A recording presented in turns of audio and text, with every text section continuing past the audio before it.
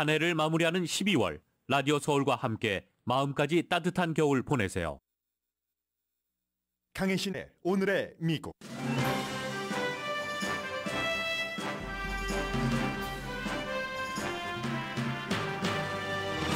바이든 대통령이 멕시코시를 방문합니다. 2023년 첫 번째 외국 방문지로 잡았습니다. 한국 대우그룹이 트럼프 전 대통령이 대통령이었을 때 거의 2천만 달러를 대출했다 갚은 것을 포브스가 폭로했습니다. 영국 신문 가디언은 대우가 북한과 연관이 있는 기업이라고 상기시킵니다.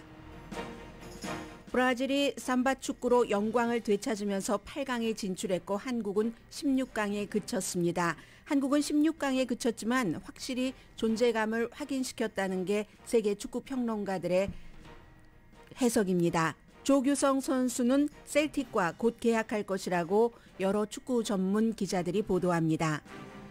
현재 모로코와 스페인의 지금 경기가 연장 전반이 방금 전에 시작됐습니다. 현재까지는 0대 0입니다. 조지아주에서 연방 상원 결선이 치러지고 있습니다. 오늘 승리한 사람은 누구라도 역사를 만들게 됩니다. 제너럴 일렉트릭이 역사상 최초로 뉴욕타임즈 신문 전체에 독점 광고를 합니다. 오늘 뉴욕타임즈를 보신 분들은 부동산면 전면과 대부분의 지면에 제너럴 일렉트릭 광고가 실린 것을 볼 수 있는데 미래형 광고고 미래형 사업입니다. 나이키가 브루클린 네츠의 가드 카이리 어빙과의 계약을 공식적으로 끝냈습니다. 어빙이 반유대적 내용이 포함된 다큐멘터리를 홍보하고 한 달 만입니다. 미국인의 거의 반은 우크라이나가 가능한 한 빨리 러시아와 평화협상을 하도록 워싱턴이 압박해야 한다고 생각하고 반대로 우크라이나를 끝까지 지원해야 한다는 사람은 줄어듭니다. 우크라이나가 러시아 드론 공격을 사흘째 하고 있습니다. 여러분 안녕하십니까? 오늘의 미국 강예신입니다. 지금 의사당에서는 의사당 폭동 사건이 일어나고 1년하고도 몇 개월이 지났습니까? 그 뒤에 이제 의사당을 결국은 지킨 아주 영웅적인 의사당 경관 또 워싱턴 DC의 메트로폴리탄 경찰국의 경찰관 등에게 의회에서 최대의 감사함과 어떠한 그 영광 또 뭔가 최대한으로 저희가 생각하고 있습니다 하는 것을 표현하는 의회 메달을 수여하는 그 수여식이 있습니다. 의사당 폭동 사건에 대해서는 민주당은 이게 그 민주주의의 침해라고 얘기를 하고 공화당 의원들은 여러 가지 정치적인 이유로 그 같은 것에 조금 반대하는 입장이었지만 오늘 이 의사당을 민주주의의 보루를 지킨 의사당을 지킨 의사당 그 경관 법집행관들을 어떤 기린다기보다 살아계시는 분들 계시니까는요 그들에게 영광을 올리는 그 자리에는 뭐 낸시 펠로시 하원 의장은 물론이고 케빈 맥카티 하원 공화당 원내대표 또 미치 매코넬 공화당 상원 원내대표도 전부 위대한 분들이다 이렇게 한마디 하고 있고 지금 그 내용이 계속 진행 중에 있습니다. 그리고 혹시 조지아주에서 오늘 이 방송을 듣고 보시는 분들이라면 조지아주 너무 선거가 그동안 많아서 피곤합니다라고 얘기를 합니다. 실제로 조지아주의 연방 상원 선거가 2022년 선거에서 돈을 가장 많이 쓴 얼마라고 하던가요? 엄청나게 3,800만 달러 이상을 지출한 선거입니다. 두 후보가 이 돈을 다 끌어왔겠습니까? 당 차원에서도 엄청나게 지원을 한 건데 누가 당선되든지 조지아주가 그 아프리칸 아메리칸 인구가 많은데 조지아주에서는 처음으로 6년 전체 임기에 아프리칸 아메리칸 연방 상원 의원이 탄생하게 됩니다.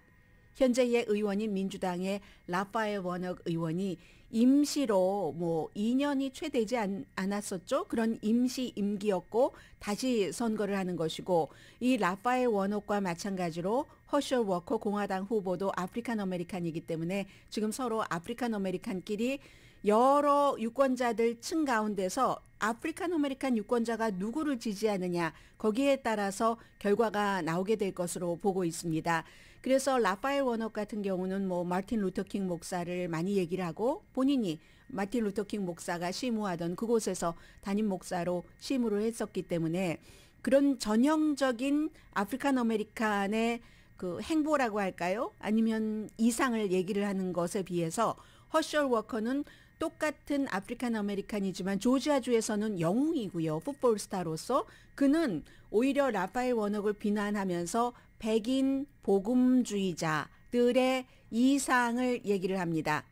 물론 흑인 복음주의자들도 있습니다. 이 사이에서 아프리칸 아메리칸 유권자들이 누구에게 투표를 할 것인가 너무나 투표 열기가 뜨거워서 2시간을 서 있었는데도 투표하지 못했다 하시는 분들도 계시고요. 사전투표에서는 당연히 민주당이 많았고 참가한 사람이 오늘 실제 현장 투표에서는 공화당 이제 유권자들이 많이 나오는 것이 뭐 당연한 것이죠. 그런데 누가 되든지 말씀드린 대로 두 후보 전부 아프리칸 아메리칸이기 때문에 조지아주에서 처음으로 아프리칸 아메리칸 6년 연방 상원 임기를 통째로 채우는 그런 그 역사를 만들 사람이 나오게 돼 있습니다. 그래서 뭐 굉장히 주목이 되죠. 왜냐하면은 이게 민주당이 뭐 어차피 다수당이라고는 하지만 그래도 한 명이라도 더 있으면 일하기가 쉬워질 뿐만이 아니라 미래를 볼 수 있기 때문에 그렇죠. 2000 또 그 다음번에 선거에서 민주당이 아무래도 다수당을 차지하는데 이번에 하나를 갖고 있는 게 왜냐하면은 그 현직 의원의 여러 가지 장점이 있기 때문에 그래서 중요하고 그리고 여러 가지 문제 가운데서도 판사 인준이라든가 여러 가지 인준이 필요한 것은 전부 연방 상원이 맡고 있기 때문에 좀 수월하게 할 수 있어서 그러나 공화당에서는 그나마 이 트럼프 전 대통령이 어제도 무슨 화상으로 여러 가지 캠페인은 하고 있던데 현장은 아니지만 트럼프 전 대통령이 그래도 뭐 허셜 워커를 처음부터 딱 선택을 해서 여기까지 올렸네 하는 것이 될 수도 있고 또 공화당으로서도 50대 50에서 민주당이 부통령의 한 표 후보로 다수당이 되는 것과 49대 51은 다르기 때문에 오늘 굉장히 중요하다고 보시면 되겠고요. 그리고 우리가 이제 한국 축구가 끝났다고 해서 여기서 끝이다 하고 뉴스를 다 접어버리는 그럴 수는 없죠. 그럴 수는 없고 일단 아주 중요한 역사가 흘러갈 때는 한 번 정도의 되돌아보험은 있는 게 좋을 것 같고요.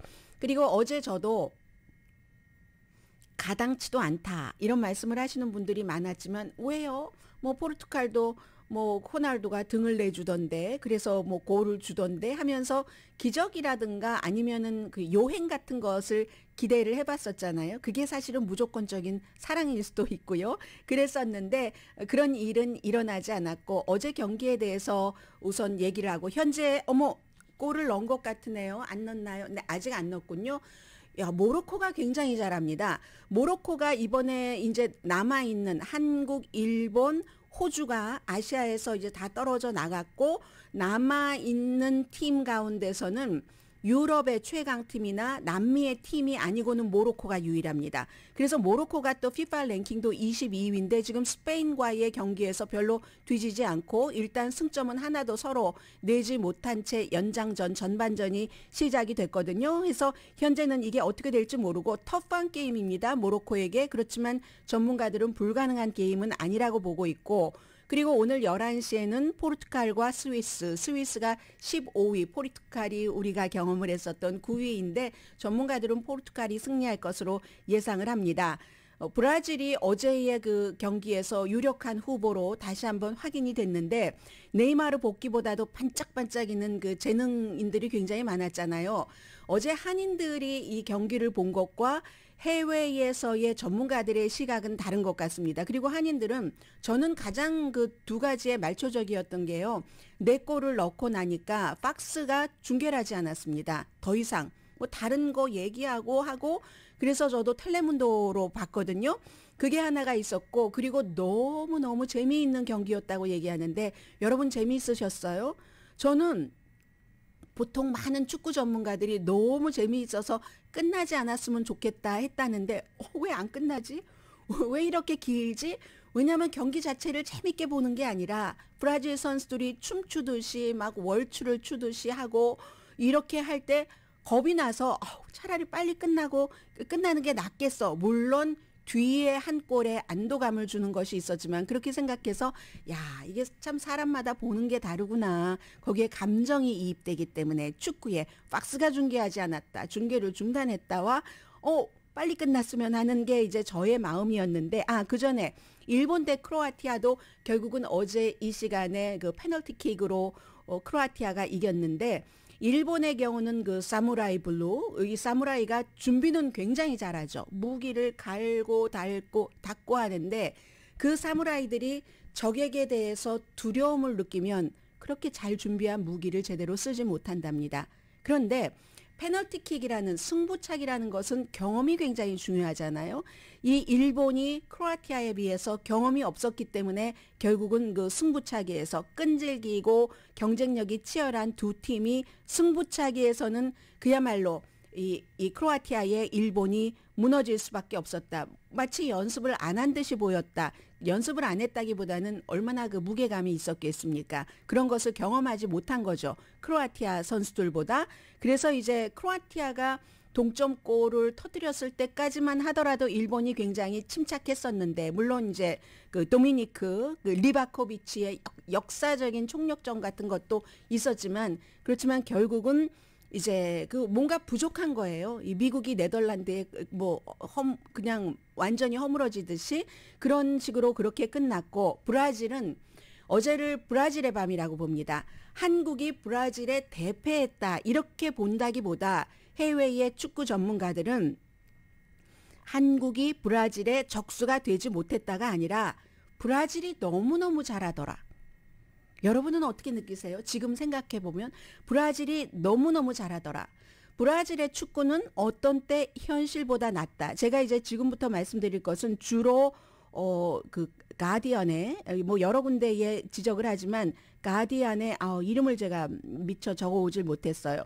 가디언의 그 기사를 중심으로 전해드리겠는데 브라질의 축구는 어느 때는 현실보다 훨씬 나은데 어떤 때는 다른 팀보다 그렇게 재능이 많으면서도 죽어라 하고 경기하지 않고 슬렁슬렁 하는 것처럼 보이는 때도 있는가 하면 어떤 때는 이유도 없이 그냥 못하기도 하고 2014년 독일에게 7대 1인가로 졌었잖아요. 그러나 어제는 한국을 4대 1로 이겼는데 브라질이 대단히 끝이다. 이제 한국에 대해서는 조금 뒤에 말씀을 드리겠습니다. 축구에서의 마치 특수 효과, 컴퓨터 게임 축구를 하는 것처럼 축구를 너무 잘해서 보고 나면은 완전히 샤워하고 담배를 피워야지 될 그럴 정도, 그 정도로 완전히 그 질퍽하게 축구라는 것이 단순한 쾌락이잖아요. 엔터테인먼트. 어제 그 FIFA 그 회장 딱 보니까 아주 만족스러워하는 표정이던데 그런 단순한 쾌락을 너무나 질펀하게 즐기게 했었기 때문에 세상에서의 걱정을 조금 뒤로 하고 격렬한 축구의 기쁨으로 빠져들게 브라질이 했다. 가디언의 조나단 리우 기자가 쓴 글입니다. 브라질은 정말 좋았습니다. 이렇게 표현을 했죠. 처음 그 40분은 한 그 월츠를 추는 것처럼 올해 브라질 선수에게서 못 보던 경기를 제가 좋아하는 비니시우스 주니어 처음에 골 넣고 네이마르는 너무 유명하고 그 히샬르리송 발음하기도 힘들어요. 저는 루카스 파케타 그리고 하피예냐 이런 선수들 그 히샬르리송이 공을 머리 위로 3번 드리블하고 내려놓고 다시 또 찾고 냉정하게 마무리하는데 그런 데를 어떻게 사람들이 잘한다라고 한국 선수가 못했다고 할 수 있겠습니까? 비니스 주니어의 그 작은 크로스로 이어져서 통렬한 최후를 기록을 하죠. 삼각형, 사각형, 이름 지을 수도 없는 그런 모양 같은 것을 만들면서 안무라고 표현을 합니다. 그렇게 준비한 안무로 장식을 한 그 스텝 오버 등등 이런 것. 브라질 관객들도 막 응원을 하는데 한국을 굴욕 주려는 게 아니라 어떻게 이렇게 재미있는 경기가 빨리 끝나기를 우리는 바랄 수가 없어 하는 그런 표정이었다고 얘기를 하고요. 이게 바로 이 축구라는 것이 영국의 학교 운동장에서 만들어졌지만 시작은 거기지만 완성은 저쪽 끝에 브라질의 초원, 브라질의 해변 이라는 것을 상기시켰다고 얘기를 합니다. 네이마르가 2014년, 18년, 22년 이제 세 번 다 월드컵에서 득점한 세 번째 브라질 선수가 됐고 어제 이제 영국에서 만들어진 그런 축구가 상파울로 한 병원에서 82세의 암 환자가 조용하게 아주 그 노란색 셔츠의 소용돌이 속에서 고개를 끄덕끄덕하는 것을 상상할 수 있게 됐다. 이렇게 얘기를 하죠. 펠레는 4번 넣었잖아요. 그래서 8회 연속 월드컵 8강에 진출하고 나중에 여러분들 다 보셨을 겁니다. 선수들이 배너를 만들어 가지고 나왔는데 너무 화려하지 않고 오른편에 펠레의 얼굴이 있는 아마도 그 브라질의 그 축구의 그 역사, 축구를 완성한 그 역사에 펠레에게 헌정을 하는 거잖아요. 그게 아주 적절했다. 이렇게 표현을 했고요. 가디언의 스포츠 기자가 한국은 후반 76분에 백승호가 뚫은 그 한 골은 장관이었다. 아주 깔끔했죠. 마지막으로 좀 안도를 했고 뒤늦기는 했지만 골키퍼가 너무 잘하니까 뭐 골키퍼가 몇 개를 걷어냈잖아요. 알리송이 최고의 골키퍼니까 뭐 최고의 골키퍼와 네이마르 그리고 마주 신의 반짝반짝 빛나는 선수들이 있는 그런 이제 브라질이기 때문에 그게 바로 이제 한국팀이 처음에 벌써 딱 오늘 긴 밤이 될 것이다라고 예감하는 순간이었을 것이라고 얘기를 합니다. 그렇지만 우리 한국팀의 한 골은 영원히 기억될 것이다. 한 골은 넣고 아시아의 마지막 팀도 이 16강전에서 졌는데 포르투갈에 이기고 한국으로서는 이 영국의 기자는 그렇게 표현합니다. 포르투갈에 이기고 한국 선수들이 오랜 동안 휴대폰을 이렇게 보면서 가나와 우루과이에서 어떻게 해야지 되지 하는 그런 것도 기억할 만한 장면이고 손흥민 선수가 2026년도 월드컵 할 때 20이래요. 제가 무슨 얘기하는 겁니까? 34살인 줄 알았는데 33살이네요. 생일 때문에. 그리고 조규성 선수는 진정한 재능을 발견했다라고 표현들을 합니다. 셀틱과 그 스코틀랜드 셀틱과 계약하는 것이 거의 확실한 것 같아요. 아마 다른 여러 곳에서도 러브콜을 보냈지만 셀틱과 현재로서는 계약하는 것 같다 하는 게 가디언의 보도입니다. 그리하여 이제 브라질은 코스타리카와 8강전을 치르게 되는 거고요. 코스타리카도 뭐 기술적으로 재능 있는 선수들이 많고 브라질처럼 경험이 많으니까 아무튼 그렇다는 것. 그리고 지금 남미나 유럽의 전통적인 축구 파워 베이스가 아닌 유일한 팀인 모로코가 스페인에게 FIFA 랭킹에서도 한참 뒤지는데 지금 이제 그 전반 연장전에서 아직 양 팀이 다 골을 내지는 않고 있다는 것 말씀드리고요. 그리고 포르투갈과 스위스 말씀드린 대로 포르투갈이 이길 것으로 예상된다고 얘기를 하고 브라질은 아무튼 어제로서 유력한 후보가 됐고 네이마르 복귀보다도 아주 반짝이는 그 재능가들이 출연했다는 것. 그리고 한국도 역시 다음에 4년 뒤에는 더 큰 것을 바라볼 수 있다는 뭐 조규성 선수 같은 경우도 뭐 유럽 리그에 가서 열심히 4년 동안 연습하면 그때 한국이 더 자산이 되는 것 아닐까요?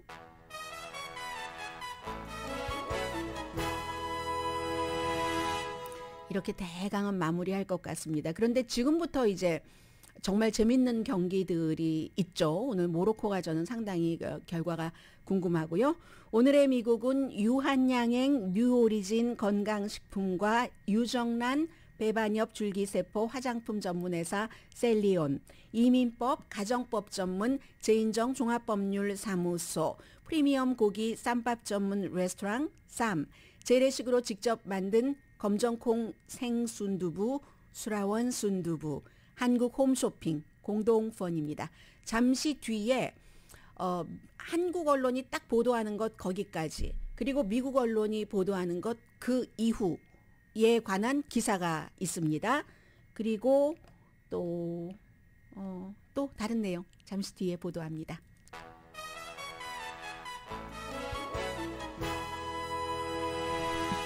라디오 서울 방송 오늘의 미국 듣고 계십니다. 여러분들 저희 그 라디오 서울 방송에서 이제 특별히 뭐 나는 가수다 이런 프로그램 하는 것 알고 계시죠? 다음 주 금요일입니다. 그래서 이제 그와 관련해서 지금 뭐 촬영도 한다고 해서 제가 이 촬영하러 와주신 전문가 두 분께 그럼 손은 들어야지 되나요? 하니까 촌스럽다고 하지 말라고 그랬어요.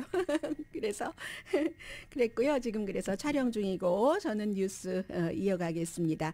한국의 대우그룹이 트럼프 전 대통령에게 거의 2천만 달러를 융자한 게 잡지 포브스가 폭로를 했고 그리고 이제 이 내용은 영국의 가디언을 포함을 해서 많은 해외 언론도 보도를 하고 있습니다. 정확하게는 1980만 달러입니다.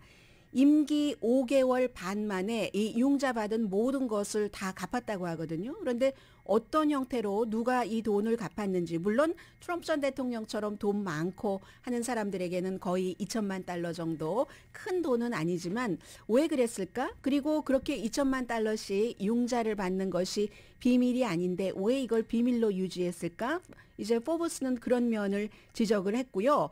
임기 5개월 반 만에 430만 달러만 남겨두고 1980만 달러의 대부분 이상을 갚은 거죠. 그런데 이제 영국 신문 가디언과 포브스는 역시 이 말하자면 대우가 당시에 1990년대는 한국에서 유일하게 북한과 사업을 하도록 허가를 받은 그런 그 기업이다라는 것을 강조를 합니다. 그리고 이 같은 내용이 이제 대통령에 출마할 때를 전후로 해서 그리고 대통령이 되고 나서도 충분히 공개적으로 발표가 됐었어야지 되는 자료인데 왜 이것을 숨겼는가? 그럼 여기는 어디서 나왔는가? 포브스는 어떻게 알고 보도를 했는가? 뉴욕 검찰이 트럼프 전 대통령 사업거래에 대해서 많이 지금 추적을 하고 있잖아요. 그렇게 알아냈다는 겁니다. 물론 그렇다고 이 모든 것들이 다 불법이다라고만 볼 수도 없고 왜냐하면 뭐 이 빚 자체를 트럼프 회사, 트럼프 오가니제이션이 갖고 있었는가 아니면 개인이 100% 갖고 있었는가 거기에 따라서도 상당히 다르고 그러면 법을 이용한 법의 허점을 이용한 것이었는가 뭐 이런 문제는 또 뭐 전문가들이 파헤치겠죠. 그런데 대통령이었을 때 만약에 사람들이 대한민국에서 유일하게 과거에 북한과 사업을 하도록 허락을 받은 기업 대우로부터 융자를 받았다는 것을 알았다면 이거 이해상충이다 라고 할 수도 있잖아요. 나중에 또 트럼프 전 대통령이 북한의 김정은 위원장과 만나서도 뭐 어디 강변에 뭐를 지으면 좋겠다고 부동산 개발을 하면 좋겠다고 했었으니까. 그런데 얼마나 미국이 허술하냐 하는 것을 잡지 포브스와 많은 언론이 전하고 있습니다. 그가 대통령에서 떠나고 1년 반이 지나고도 아직까지 이게 드러나지 않았었다는 그런 것. 그렇다면 2024년도 다시 트럼프 전 대통령이 또 이용할 수도 있는 그런 가능성이 있다는 거죠. 물론 대우그룹과 트럼프 전 대통령은 사업을 한 기간이 25년이 넘는답니다. UN 본부 인근에 있는 트럼프 타워 무슨 여러 가지 한 6개 정도 프로젝트를 같이 개발하면서 그때 대우가 처음으로 이제 한 2,500만 달러 정도를 투입을 하기 시작하지 않았을까 하는 1996년부터 99년부터 2007년까지 뭐 여러 가지 프로젝트를 했고 그리고는 이제 이럴 때 급기야네요. 채권자가 된 거죠. 미국에서는 이제 앞으로 트럼프 전 대통령이 무엇을 위반했는가 뭐 이런 것을 조금 파헤쳐야지 되고 트럼프 오거니제이션 그 회사의 내부 기록에는 대우에서부터 거의 2천만 달러를 융자받았다가 언제 갚았다 하는 게 있답니다. 그런데 왜 공개 기록에는 이게 없었는가 이런 부분이요. 그래서 글쎄요 여기서 뭐 더 많은 것이 나올 수도 있다고 믿어지는 그런 그 기사고요. 바이든 대통령은 2023년도 첫 번째 외국 방문지로 멕시코 시티를 잡았습니다. 대통령이 되고 나서 첫 번째 국빈으로 프랑스의 이마누엘 마크롱 대통령을 지난주에 백악관으로 초대를 해서 사흘이나 그것도 융숭하게 대접을 했는데 멕시코 시를 방문하면 왜 그러겠습니까? 이민 문제 때문에 그런 거죠. 불법 이민을 막기 위해서는 정치도 필요하고 정책도 필요하다는 겁니다. 정책은 대통령의 정책뿐만이 아니라 그 입법이 있어야지 되는데 의회에서 입법이 나올 수가 없기 때문에 앞으로 더 힘들겠죠. 공화당이 이제 하원의 다수당이 되니까 그렇기 때문에 불법 이민, 남부 국경을 통해서 불법으로 들어오는 사람을 막으려면은 이제 정치가 필요한데 그 정치를 멕시코 대통령과 하겠다. 해서 멕시코의 대통령 안드레스 마누엘 로페스 오브라도르를 만난다는 건데 안보 강화하는 것 중에서 멕시코가 막아달라 하는 것을 부탁하러 가겠죠. 당연히. 중간 더 멕시코보다 남쪽에 있는 나라에서 멕시코를 거쳐서 북쪽인 미국까지 오잖아요. 그런 것. 그리고 뭐 올해 얼마 남지 않았는데 올해 그 Three Amigos 서밋이라고 부르죠. 왜냐하면 이 세 명의 아미고들 미국 대통령, 캐나다 대통령, 러시아 대통령 만나는 것. 여기에 이제 저스틴 그 트루도도 와서 올해도 이제 북미 리더의 회담이 있고 역시 이 문제를 의논을 한다고 합니다. 공화당이 지금 바이든 대통령을 많이 공격을 하고 있습니다. 특히 이민 문제에 대해서. 그리고 멕시코 대통령이 기억나시죠? 지난해에 뉴스로 전해드렸는데 잊으셨어도 제가 말씀드리면 기억나실 겁니다. 로스앤젤레스에서 미주 정상회의라는 게 열렸습니다. 그래서 이제 많은 나라 국가들의 지도자들이 왔었는데 멕시코 대통령이 안 왔어요. 당시에 이제 그 쿠바, 뭐 니카라과, 베네수엘라 이런 국가의 지도자들을 초대하지 않았다 해서 바이든 행정부에 항의하는 뜻으로 멕시코 대통령이 오지 않았었습니다. 그 전에 트럼프 전 대통령 시대에는 뭐 국경의 문을 닫는다고 위협을 했고 그래서 멕시코에서 약간 좀 그 어떠한 그 미국에 좀 맞춰주는 그런 행보도 했고 지금도 한 6천 명 정도의 방위군과 군인들이 멕시코 그 남쪽의 국경 그리고 미국과의 국경을 지키고 있다고 하는데 그래서 10월 달에 기록적으로 많은 불법으로 어딘가를 넘어서 미국으로 가려고 하는 사람들을 체포를 했는데 그게 굉장히 많은 숫자랍니다. 그런데 바이든 행정부는 공화당 행정부가 아니라 민주당 행정부죠. 민주당 행정부는 미국이 과거에 이제 여러 가지 정치적인 문제로 남미에 대해서 가혹하게 했고 그 가혹하게 한 게 어떤 때는 독재자를 지원한 때도 있잖아요. 미국에 유리하다면서. 그게 또 미안하기도 하고 하니까 어느 정도의 난민은 받아줘야지 된다는 생각이 민주당의 생각입니다.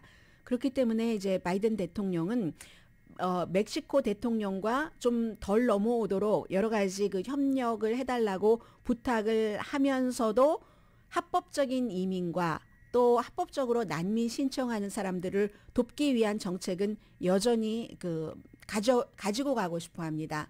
그런데 그 같은 바이든 대통령의 정책이 성공을 하려면 멕시코가 홀드해 줘야지 되죠. 멕시코가 협조를 해줘야지 됩니다.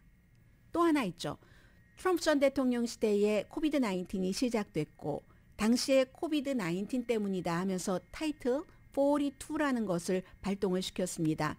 이 42가 이제 보건상의 문제로 남쪽에서 오는 사람들을 국경 넘어오는 사람들 받아들이지 않는 것. 이걸 이제 끝내기 12월 21일에 끝내기를 하거든요. 그러니까 이제 이런 끝내기 하는 것에 대한 여러 가지도 이제 내년에 지금 열심히 일을 하고 있고 나아가서 이민에 대한 전체적인 그림은 멕시코 대통령을 만나서 멕시코 시티에서 하겠다 하는 얘기입니다. 저희 텔레비전 제 앞에 두 개가 있는데요. 오른쪽에는 저의 입장에서 오른쪽 화면에는 뉴스가 지금 진행되고 있고 왼쪽 화면에는 경기가 진행되고 있는데 모로코와 스페인이 여전히 지금 119분 26초거든요. 그러니까 여러분들 계산해 보시면 연장전 지금 시간 나오죠. 아직도 0대 0을 기록하고 있습니다. 잠시 뒤에 뵙겠습니다. 제가 다 떨려요. 제가 다 떨립니다.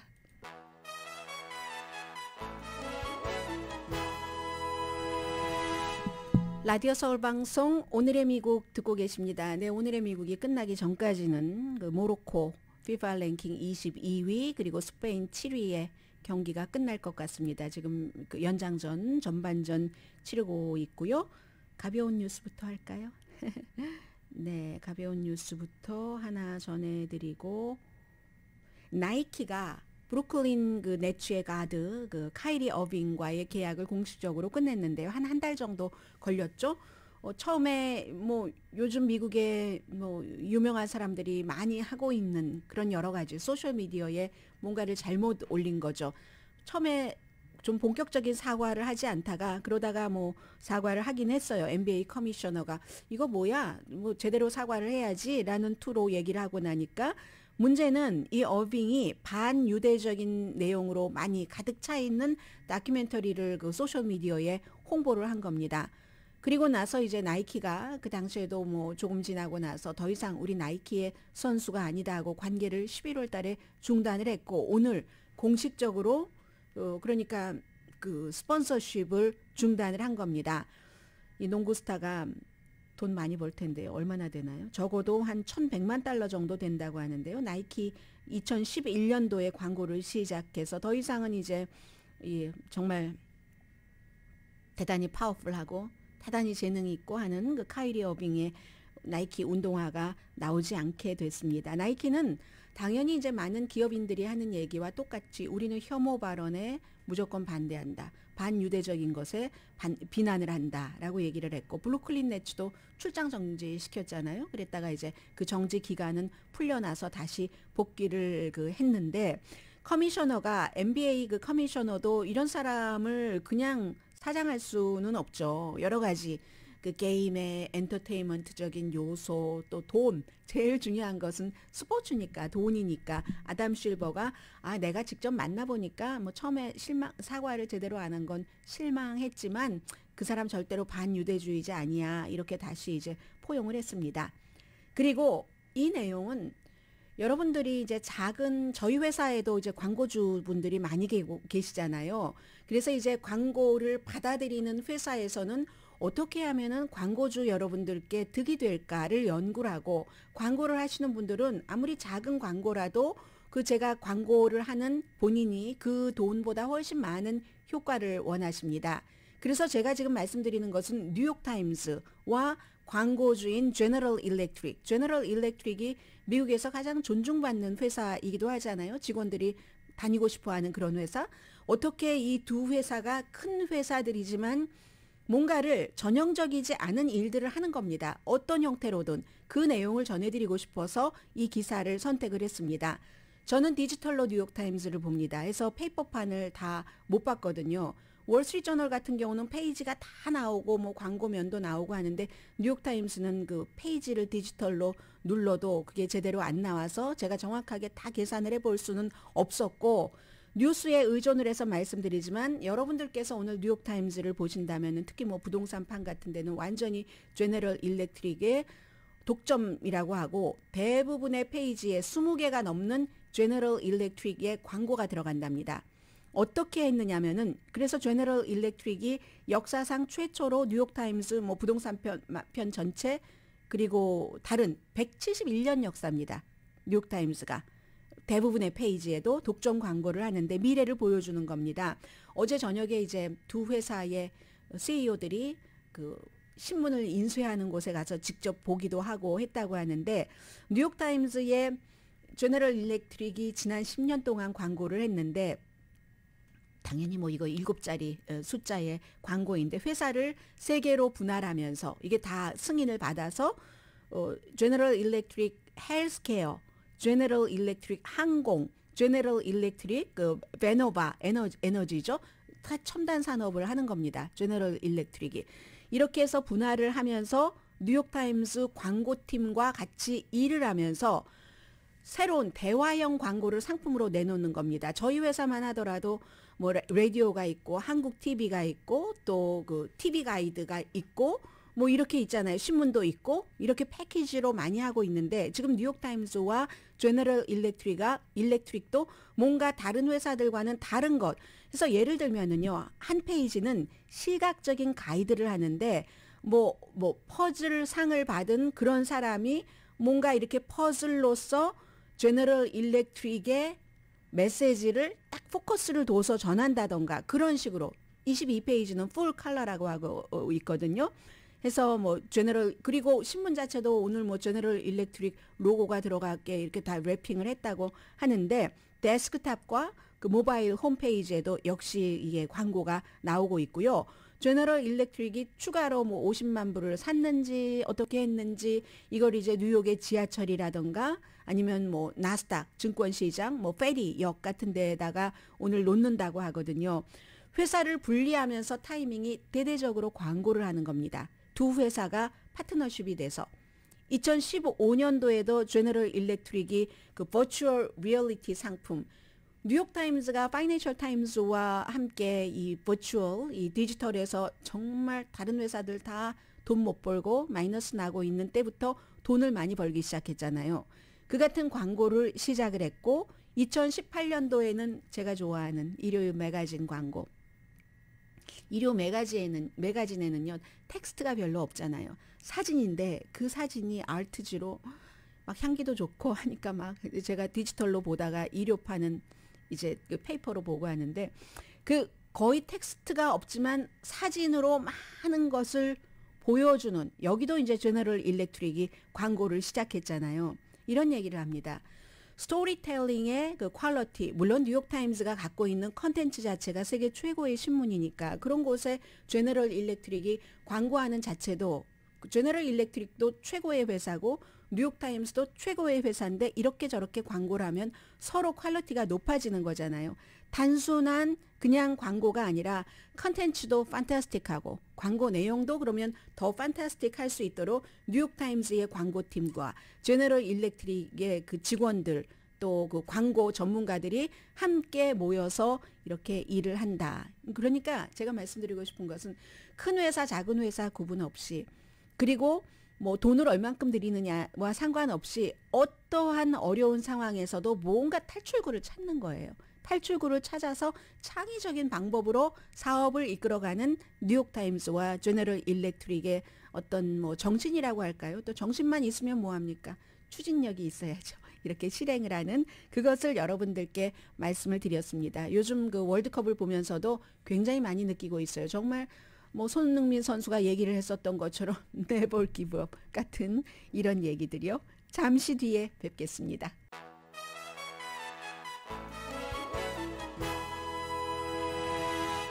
라디오 서울 방송 오늘의 미국 듣고 계십니다. 아니 이게 웬일입니까? 이 모로코가요. FIFA 랭킹 22위인데 스페인과 점수를 하나 또 내주지 않고 동점으로 연장전까지 끝내고 지금 승부차기에서 2대 0입니다. 어제 그 유지승 그 앵커가 설명을 해주셨잖아요. 5명씩 하고 그래도 점수가 똑같으면 뭐 그 다음에 이렇게 한다 했는데 지금 제가 몇 명까지 했는지는 알 수 없고 아마 끝나면 유지승 앵커가 알려주실 것 같아요. 지금 모로코가 스페인과의 승부차기에서 2대 0 저는 일단 뉴스를 하고 있겠습니다. 야, 이 정도 되면은 스페인의 어깨도 굉장히 무겁죠. 한 골 지금 들어갔습니다.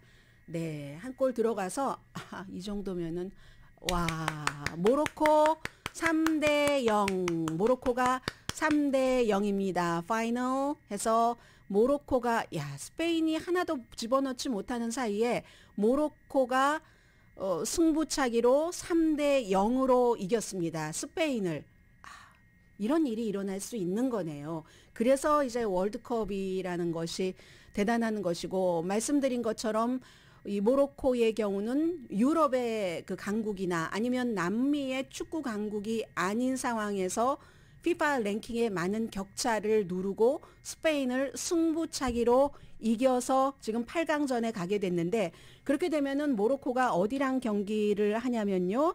모로코가 오늘 11시에 포르투갈과 스위스가 경기를 해서 포르투갈이 9위, 스위스가 15위인데 경기를 해서 이긴 팀과 토요일에 로스앤젤레스 시간으로 아침 7시에 경기를 하게 됩니다. 처음부터 모로코를 많은 곳에서 그 포커스를 두고 봤죠. 왜냐하면 모로코가 그 F조잖아요. 모로코하고 웁니다. 지금 관중이 울고 있는데 크로아티아가 이 F조에서 올라갔는데 벨기에를 꺾었잖아요. 캐나다야 일찌감치 뒤로 나갔다 하더라도 벨기에를 꺾은 이런 팀 해서 올해의 현재까지의 굉장한 이런 어떤 그 아시아 팀은 세 팀이 16강에서 결국은 머물렀어야지 됐고 모로코가 여기에 이렇게 올라간 그런 점들이 굉장히 지금 주목받아야지 될 점이다라고 말씀드릴 수 있고요. 양쪽 그 감독들 전부 인사했고 얼마나 좋겠습니까? 모로코 선수들 선수를 들어 올리고 또 들어 올리고 이렇게 많이 중계하면 안 돼요. FIFA의 규정에 맞는 정도까지만 하겠습니다. 일단 헤드라인에 여러분들께 전해드렸었던 미국인의 거의 반은 우크라이나가 러시아와 협상을 하도록 워싱턴이 압박을 해야지 된다라고 생각을 합니다. 모로코에 지금 여러 가지 경기가 끝난 뒤에 종교적인 그런 그 선수들의 표현이 있고, 스페인 선수들은 또 오늘따라 또 굉장히 그 유니폼이 그 하늘색, 밝은 하늘색인데 울음, 그 덩치 큰 선수들의 졌을 때의 울음 아시죠? 지금 그런 모습들 보이고 있습니다. 미국인의 거의 반은 그렇게 평화 협상을 하도록 워싱턴이 압박해야지 된다라고 생각을 하고, 그런데 이게 그 압박을 해야지 된다 하는 게 7월 달보다 좀 늘어났습니다. 그리고 반대로 우크라이나가 필요할 때까지 계속 지지를 해야지 된다 하는 것은 7월 달에 비해서 10%나 줄어들었거든요. 아직도 기본적으로는 민주당이 더 많이 끝까지 지원을 해야지 된다. 61%, 공화당은 3분의 1만 그렇게 생각을 하는데 이것도 7월 달보다 많이 그 줄어들었고요. 또 그렇지만 뭐 무기 지원이나 경제적인 지원, 또 우크라이나 난민이라든가 난민을 받고 러시아를 제재하는 거, 여기에 대해서는 미국 사람들이 대부분 이상이 지금 지지를 하고 있고요. 11월 달에 여론조사를 했는데 입소스가 그 시카고 카운슬 온 세계 문제 연구소의 의뢰를 받아서 조사를 했고, 11월 18일부터 20일까지 미국 50개 주에서 1,030명을 대상으로 플러스 마이너스 오차 범위는 3%포인트인데 여기도요. 어느 뉴스를 보느냐에 따라서 사람들이 생각이 다릅니다. 팍스 뉴스를 보는 사람은 우크라이나가 이길 거야 라고 생각하는 비율이 26%인데 팍스와 가장 반대적인 극좌라고도 볼 수 있는 MSNBC를 믿고 있는 사람은 우크라이나가 이길 거야 48%, MBC 36%, PBS 33%, CNN 32%입니다. 오늘의 미국은 유한양행 뉴오리진 건강식품과 유정란 배반엽 줄기세포 화장품 전문회사 셀리온, 이민법 가정법 전문 제인정 종합법률사무소, 프리미엄 고기 쌈밥 전문 레스토랑 쌈, 재래식으로 직접 만든 검정콩 생순두부 수라원 순두부, 한국 홈쇼핑 공동폰이었습니다. 10시에 좋은 아침 좋은 하루 방송됩니다. 네, 이긴 선수들에게 박수를. 네, 모로코가 승부차기 3대 0으로 어제보다 격차가 더 심하죠. 스페인을 이겨서 8강 진출이 확정이 됐고요. 그러면 지금까지 이제 16강에서 나온 기록을 보면 브라질이 어제 한국과 경기에서 4대 1이었잖아요. 4골이 처음 나왔고 오늘 승부차기 3대 0으로 모로코가 8강에 진출을 했습니다. 강혜신이었습니다.